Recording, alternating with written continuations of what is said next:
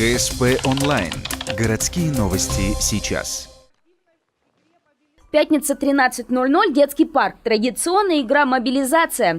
Ежегодно ее проводят депутаты Молодежного совета для ухтинских подростков. В этом году пройти спортивно-военизированную эстафету пожелали 8 команд школьников.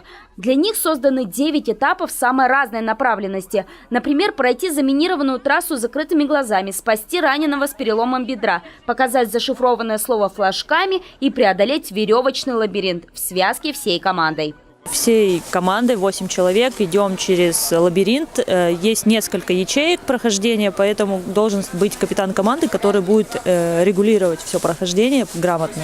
И, конечно же, тоже не дотрагиваться до веревки. Но у нас есть поблажки, так как дети все-таки в куртках. На этом поблажки заканчиваются. Так, если ребята разрывают цепочку, весь маршрут нужно пройти заново. Если касание к веревке уж совсем сильно, к итоговому времени прибавляются полминуты. К слову, штрафные секунды предусмотрены на каждом этапе. Тут уж не расслабишься. Действительно, ради победы приходится мобилизовать все свои умения и навыки. Таким образом, организаторы выявляют среди школьников самых упорных, сильных и смекалистых. Сейчас у нас принимается решение о создании в каждой школе юноармейского подразделения. И опять же, это мероприятие нам даст какие-то выводы, да? То есть как подходить к определенной школе, кто как готовится и, соответственно, на каком уровне.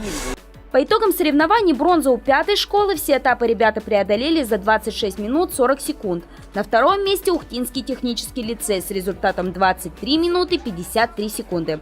Лидерами стали лицеисты ГПЛ. Их результат ровно на минуту меньше, чем у вторых.